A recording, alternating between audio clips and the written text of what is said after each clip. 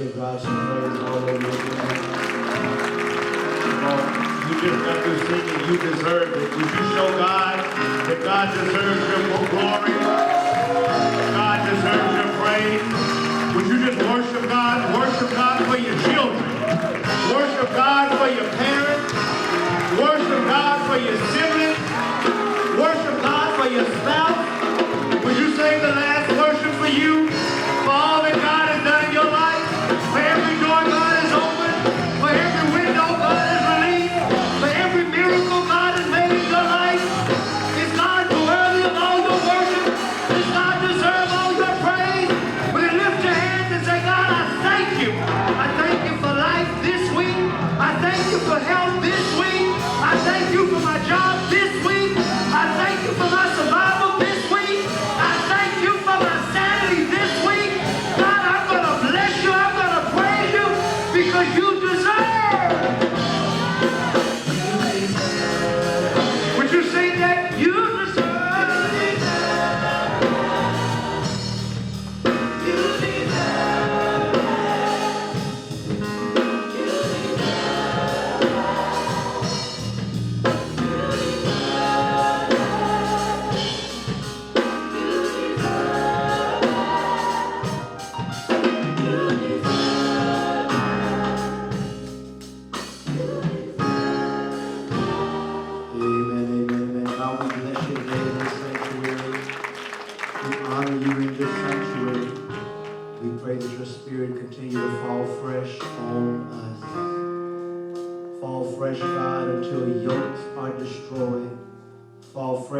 Until chains are broken.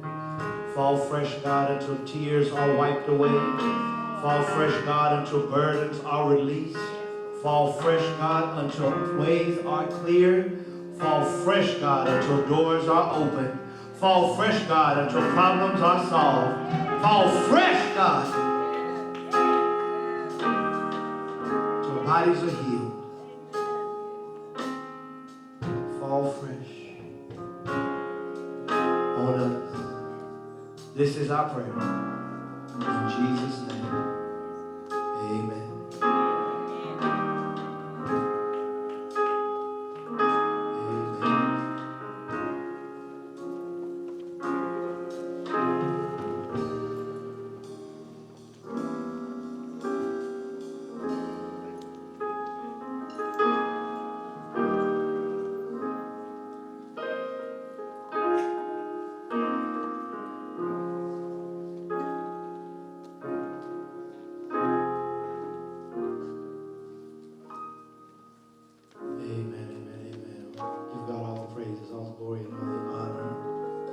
Let's give God some praise for our praise team and our worship leaders together. Worship and praise today. God, we bless God. Would you bless God for our musicians?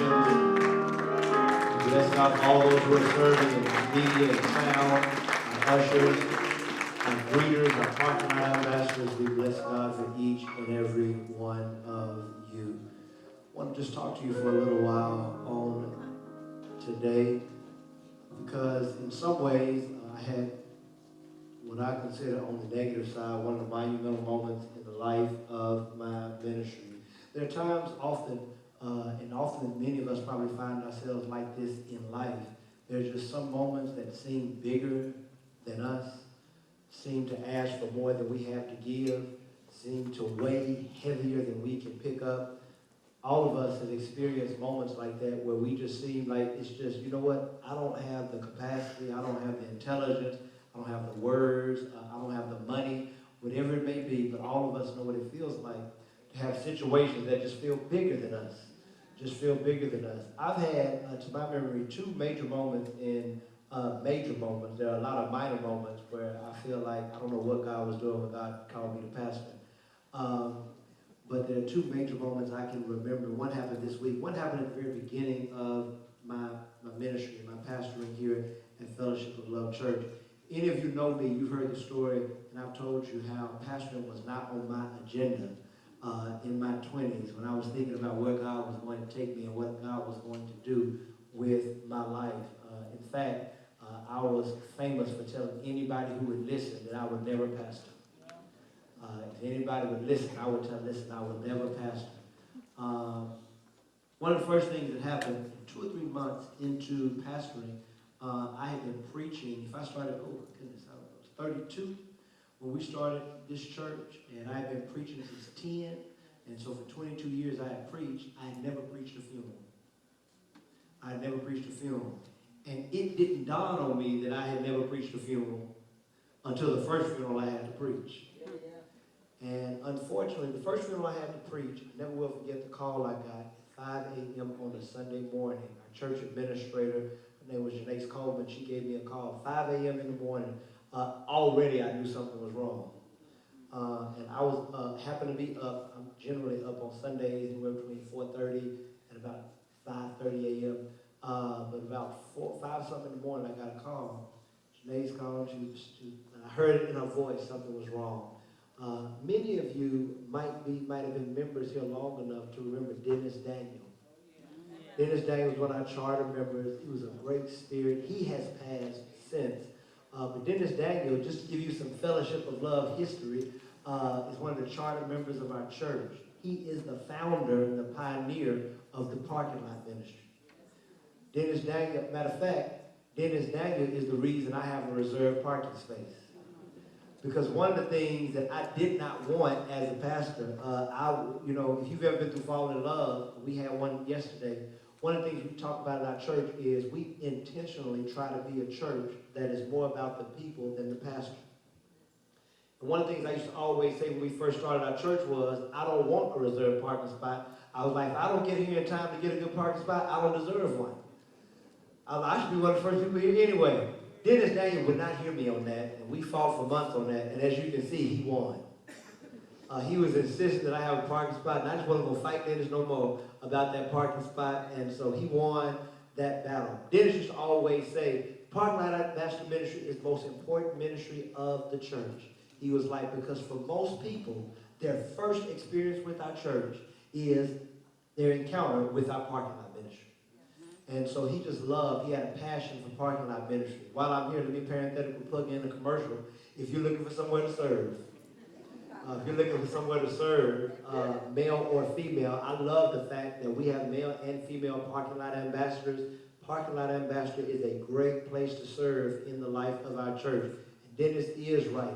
And I always go back on what's the most important ministry, but it is an extremely important ministry because he's right.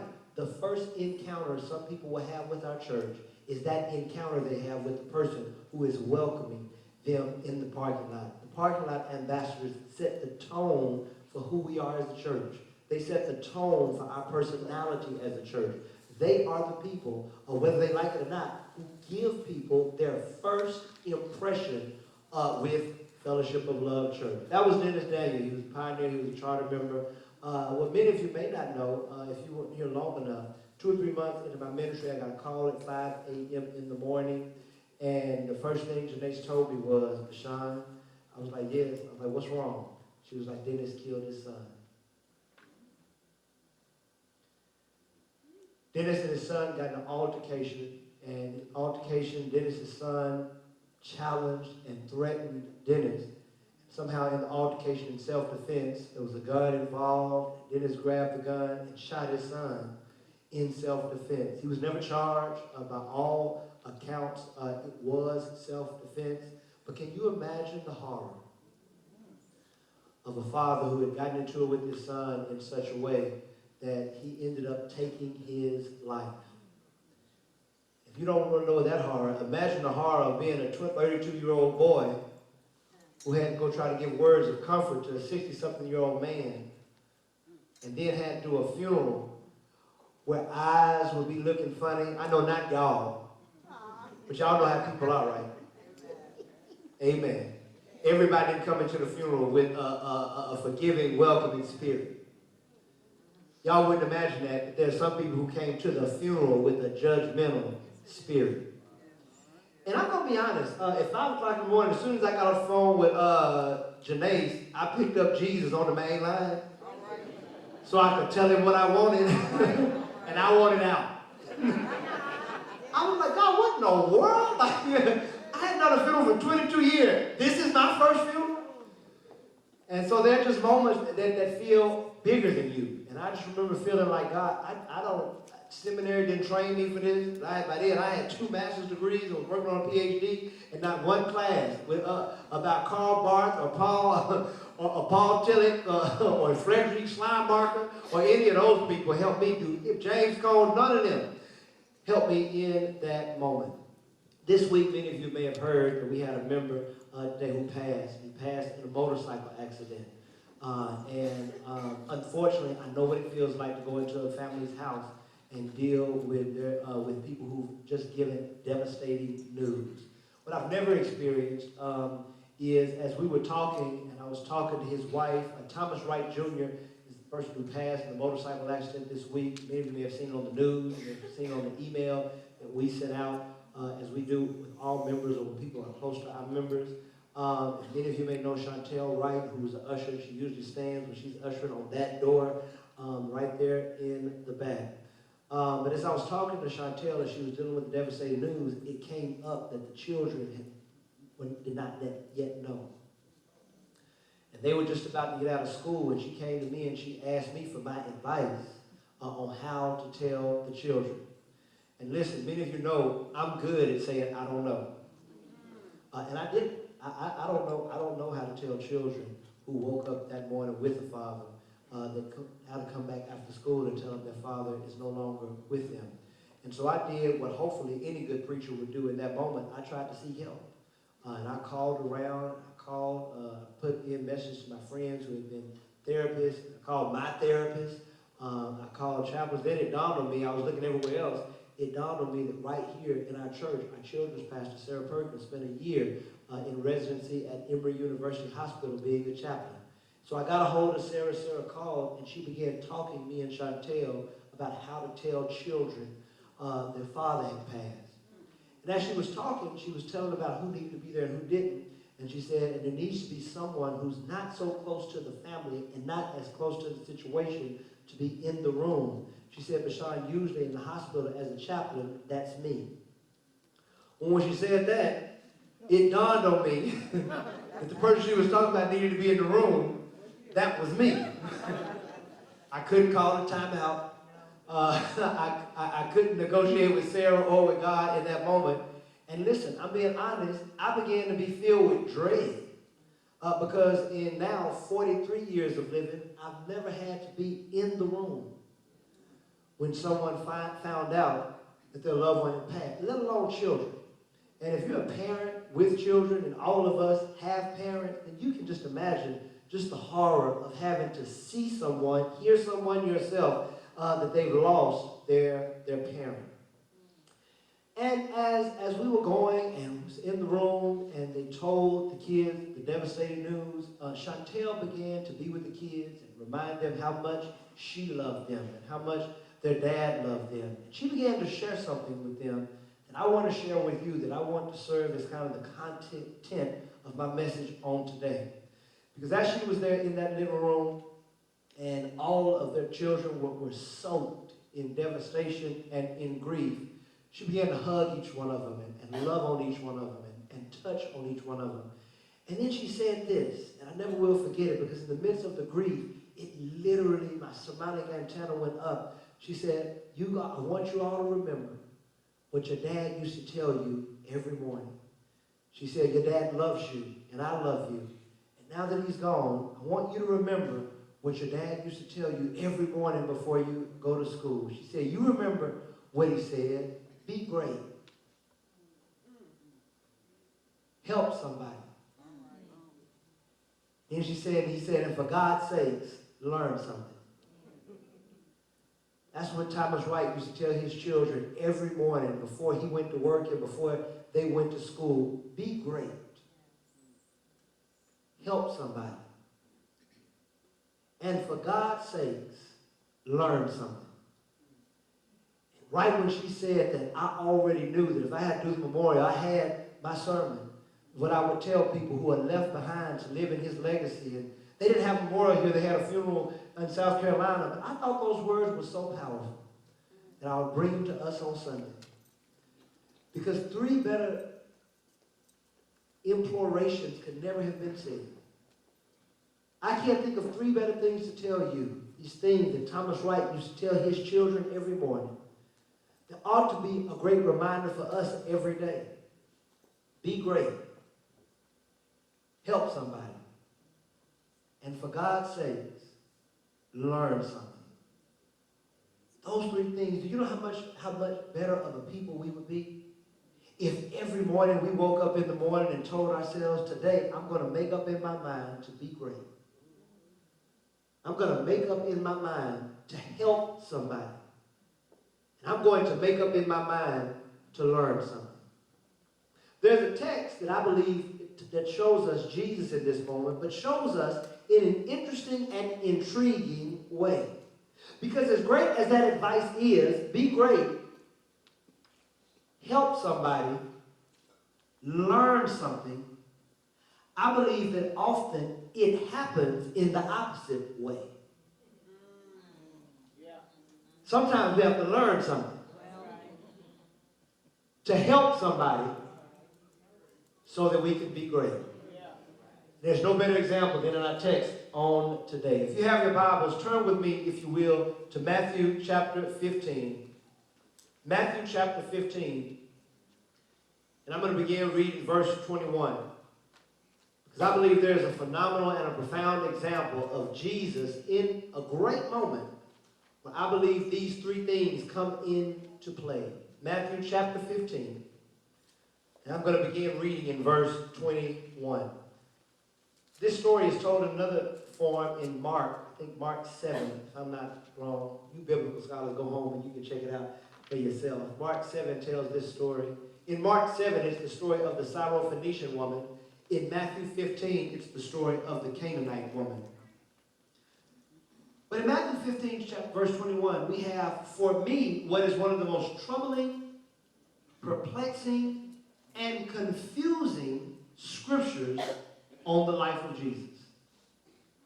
In these next few verses, I believe we see Jesus at his most human. In fact, you won't admit it, but if you let the Bible speak to you on the Bible's terms, you might admit privately, don't let nobody in church know, that you don't like the Jesus of the next few verses. Listen, if you will, to this troubling, perplexing, and confusing text. Jesus left that place and went away to the district of Tyre and Sidon. And just then a Canaanite woman from that region came out and started shouting, "Have mercy on me, Lord, Son of David. My daughter is tormented by a demon." Now look up and look at me. Because right now everything seems to be going well. This lady has addressed Jesus and called him by a good name. Lord, Son of David. This lady has pleaded for the mercy of Jesus on her daughter's life. And if any of us know Jesus like we know Jesus, I mean, knowing in Sunday school and vacation Bible school and all the sermons and revivals we've been to and all the preaching we've heard, we can expect Jesus right now to show up, put his miracle clothes on, and have mercy on this lady's child. But the next verse, the text takes a turn. And Jesus does the unexpected. Because verse 23 says, but he did not answer her at all. Now, in case you missed that in the Hebrew or the Greek, he ignored her.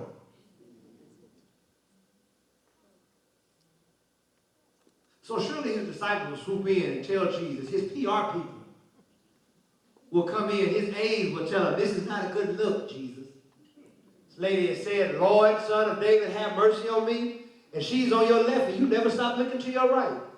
Jesus, we can't go to church like this.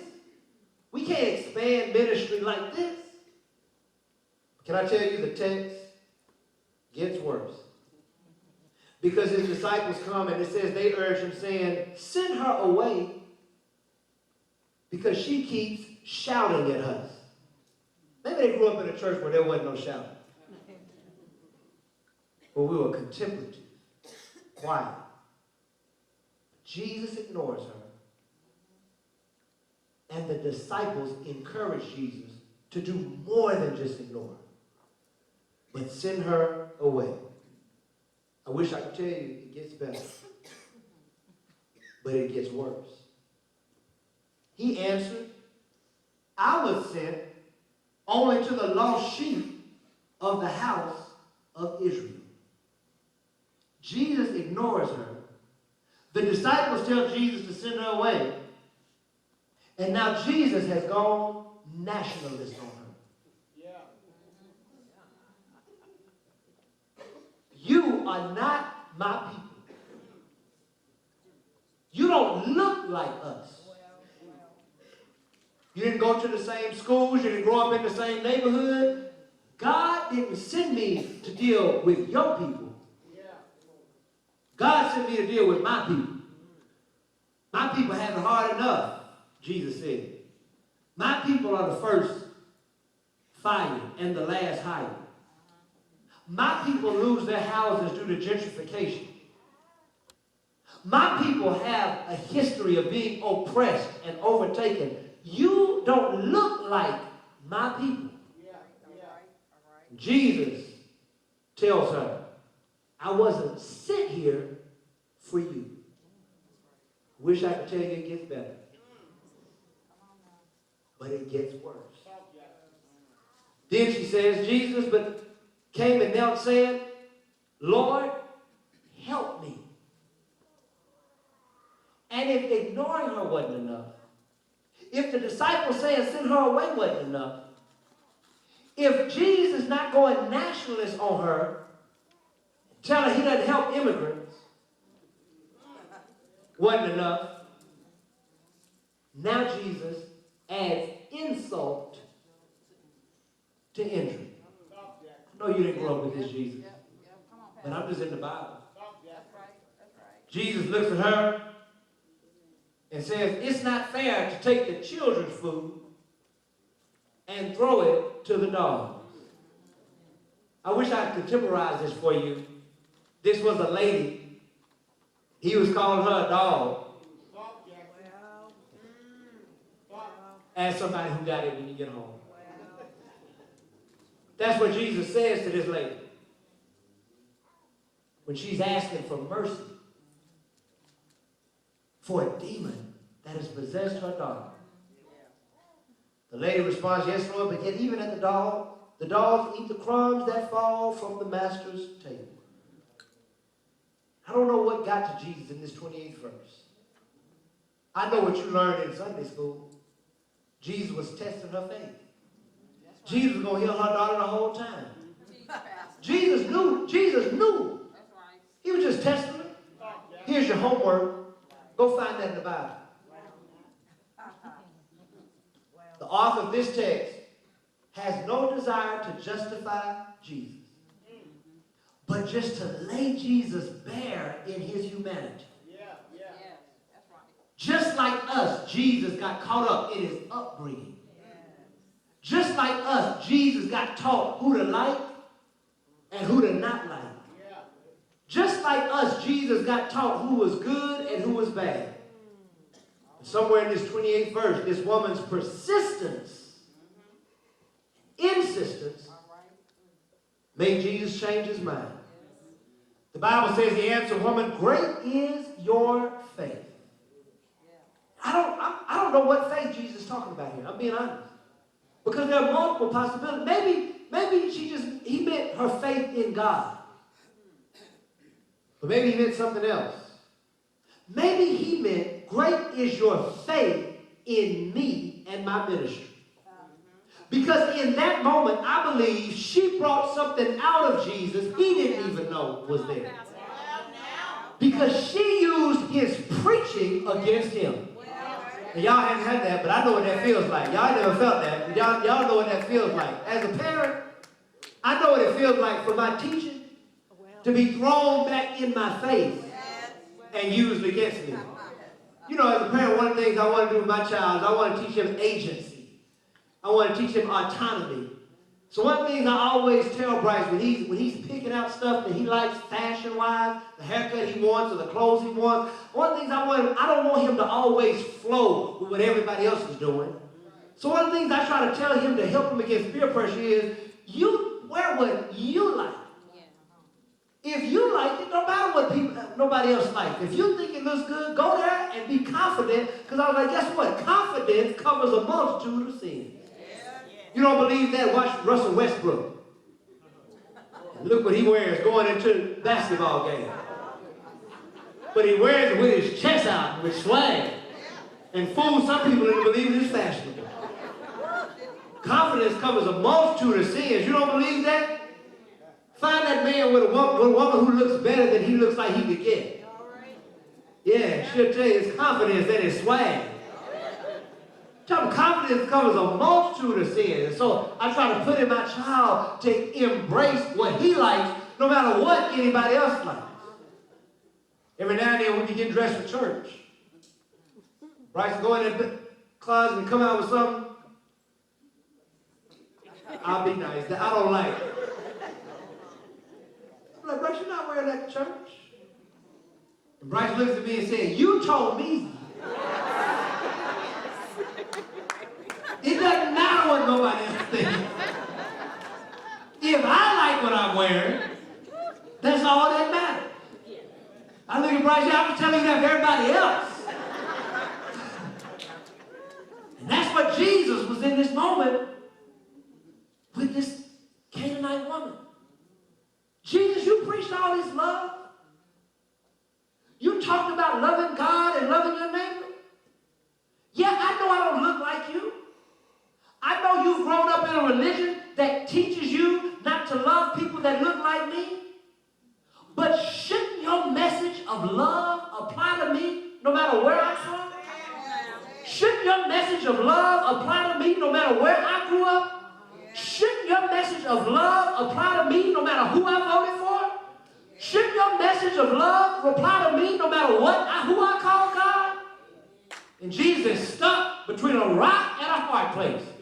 Jesus stuck between how he grew up and what he preaches. And Jesus said, lady, you've had more faith in me than any of these people around here, because nobody here had sense enough to say that I wasn't just preaching at everybody else. Jesus found out in this 15th chapter of Matthew, I was preaching to myself. Jesus had to learn something. And in order for us to learn something, we have to transcend the limits of what we already know. Learning takes humility. That's why the older we get, the harder it is to learn. Because the older we get, the more we think we know. The more comfortable we get with our knowledge. That's why children are so much easier to teach, because children have not gotten stuck up informationally. Children want to know more, want to learn more, want to experience more. When we get in our 30s, truth of the matter is, it starts in our teens. And we think we know everything as a teenager. And then our 20s, we learn the big mistake of our teenage years, because now we know everything. And then in the 30s, we look back at our 20s and realize how foolish we were. And we're like, Lord, if I could just go tell my 20-year-old self something. Because in our 30s, now we really know everything. We're old enough not to be young, and we're young enough not to feel like we're old.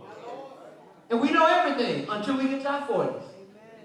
And now that I'm 43, I can assure you I know all there is to know. Now I'm just trying to teach for the rest of my life. But people in their 50s tell me you can learn something in the next 10 years you didn't know in your 40s. Because as we get older, we get more hard-headed. And for many of us, what we know is keeping us from being great. Because we cannot get outside the limits and the boundaries of what we think we know. To learn something, you've got to transcend the limits of your knowledge. Jesus learned something that day. And because he learned something, he helped somebody. Yes. And because he helped somebody, he was great. Be great. Help somebody. And for God's sake, learn something. Jesus was great because three things. Because he helped someone else. Listen to this. Because he was willing to learn from someone else. And here's the last thing, and I'm through.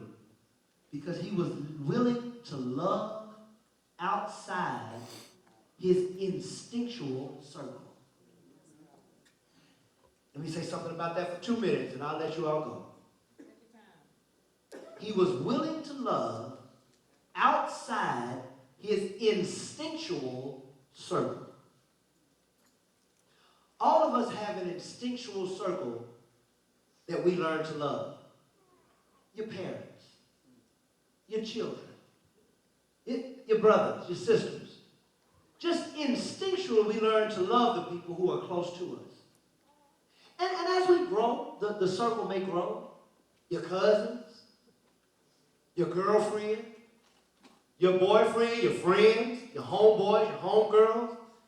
You go off to college, your classmates. Go to grad school, your graduate school mates, your teachers, your professors. But in some ways, all of us learn these people because we are in some shape, form, or fashion in close proximity to them. And so we love them instinctually. We don't have to be pushed to love the people we love instinctually. We're taught to love them. We kind of naturally love them. And all of us, if we're human, know what it feels like to just love people instinctually. Somehow we're taught to love our church members. We're taught to love other Christians. We just kind of grow up, I should love these people. And so we instinctually love them. They are in our instinctual circle. But as we grow, we also learn there are some people who fall outside of our instinctual circle. The Canaanite woman was outside of Jesus' instinctual circle. People you love with instinct. And there are some of us here, you won't admit it because you're too holy today and you join Fellowship of Love. But there are some of us who have people outside of our instinctual circle that we don't instinctively love. Lazy people. Some of y'all, that's outside your instinctual circle. People who aren't the same race as you. Some of us, that's outside of our instinctual circle. People who are in a different political party than you. We had a time, in no other time that I know in the history of my life, where we live in such bipartisan times. Where Democrats are just on Republicans' nerves. And Republicans Democrats just can't no longer stand Republicans. The people who are outside your instinctual circle. People who don't believe in God. People who don't believe in your God. Muslim people. Atheist people. Agnostic people. Mexican people. People who are too thin. People who are too big. Gay people. Trans people. All of us have people who are outside our instinctual circle. And what Jesus learned in this 15th chapter, real, revolutionary, and radical love is when you are forced to try to love people outside your instinctual circle. Jesus had just preached that in the Sermon on the Mount when he said, love your enemies. He said, because because what good does it do to love people who love you? And then in the 15th chapter, he forgot about that Sermon on the Mountain, got in the valley and saw somebody who really didn't look like him, and ignored him. Lived into his own ethnic provinciality and insulted her. He learned something that day. That I can't be great until I'm willing to transcend the limits of what I know. And I can't be great until I'm willing to love someone outside my instinctual circle. Who is God calling you to love that's outside your instinctual circle? Who is God calling you to love that you've grown up with that type of people being demonized your whole life? Who is God calling you to love where Christianity gave you a pass to ignore? Who is God calling you to love that's outside your instinctual circle? Every morning when Thomas Wright was leaving his children, he would tell them, be great. Help somebody. And for God's sake, learn something. When Thomas Wright would tell his children every morning, we would be better if we would remember every day. Be great. Help somebody. And for God's sake, learn something. God, we thank you for